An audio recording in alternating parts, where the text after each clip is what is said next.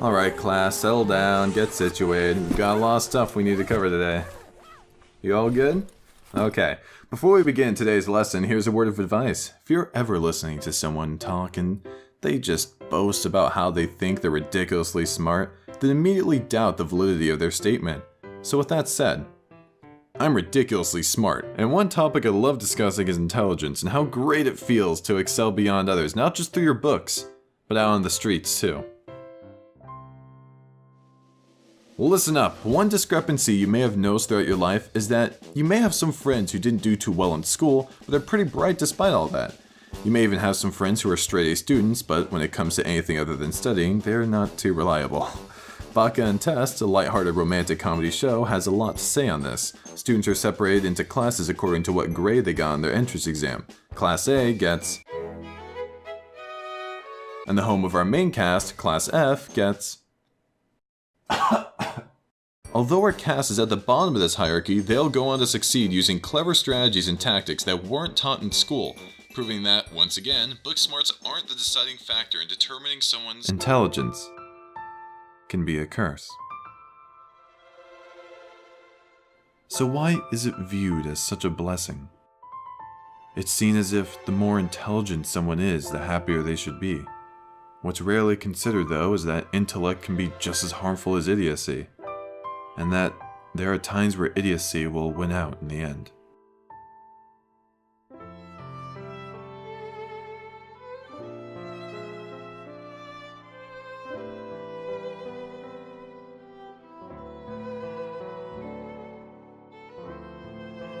Baka Test, Season 2, Episode 11, Yuji, Shouko, and Childhood Memories. Yuji at this time, unlike his older self, strived to do his best at school and excelled well beyond any expectations teachers had for him. He scored a lot higher than his upperclassmen and put himself on the road towards attending a prestigious junior high school. When expectations are not only met, but surpassed so phenomenally, you set a bar for others to measure you by. You'll feel pressured to live up to your past accomplishments and compulsively avoid failure. The last thing you want is to let everyone down, so to have them constantly expecting your finest work is not only unrealistic, it's psychologically damaging and stressful. What affected Yuji even more was the following. Being incredibly sharp means you'll notice the mistakes in what people say, the flaws in their ideas, the fallacies of their arguments, and the minor imperfections nearly every human is guilty of.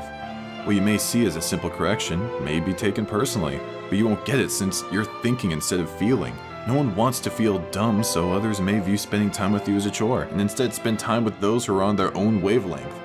Someone that knows it all may be scary, intimidating, but most notably, unrelatable. Those who didn't dumb themselves down to fit in then need to find people just like them, but not everyone is that fortunate.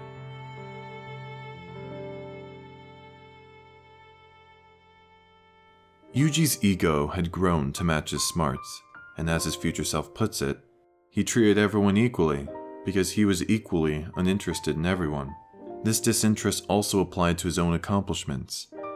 Imagine a world where you're already the master of every game you boot up. You want to set the game's difficulty to match your skill level, but you can't.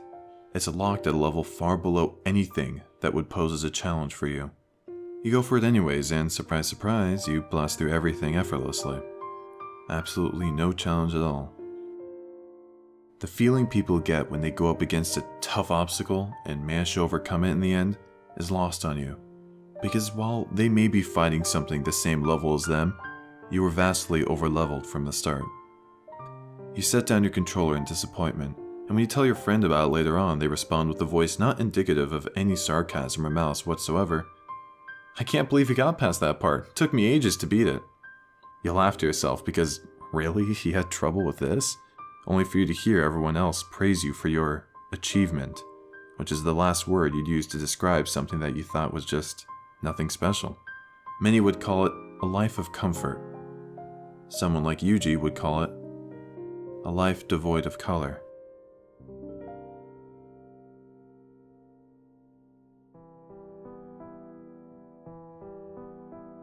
He grew up with the notion that nearly every problem could be overcome with intelligence alone, and can you blame him for that?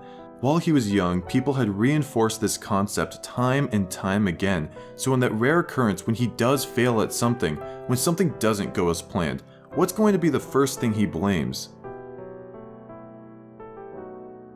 Someone else who grew up with working hard and overcoming challenges will own their failures and work harder. For him, he never learned what it meant to work hard at something. So when he finally runs into a challenge, the very same intelligence that's helped him throughout his entire life doesn't tell him, "It's okay, just try harder."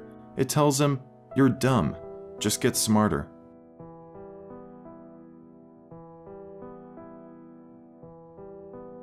He'll walk away, and the person that was raised on putting effort in will take his place and eventually succeed. But he's afraid. If there's anything he starts learning that he doesn't pick up quickly, he'll give up. He won't even bother attempting it. If he did decide to follow through with something that actually challenged him for once, then he won't take credit for any mistake he makes. He'll immediately scapegoat them to the first external variable that comes to mind, because he wants to avoid the worst case scenario.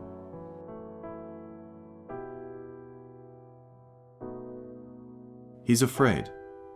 Afraid that the one trait he's latched onto for so long, the one thing that he's been praised for his entire life, is going to be ripped away from him. And if that happens, then he would have nothing. But as he grew older, he learned a lesson that should have been taught to him, but never was because the world was too blind with its obsession for intelligence. He should have learned that those who achieved great things weren't just geniuses, but geniuses of idiocy. Buried inside every person is a genius and an idiot. The genius needs to learn that failure is natural, and even if life is drained of color because of his disconnect with society, all anyone needs is just one person that fully accepts them to restore all of that color. The idiot needs to learn that everyone has the potential to be a genius of something, and although running in to do the right thing without a second thought seems great, major consequences should always be considered. What most people want is the genius, but you can never fully tap into his power without the other part of you, the idiot. This guy's always underestimated. You may find his simplicity annoying or bothersome, but you only feel that way because you haven't used him yet. You've only been trying to use the genius this entire time.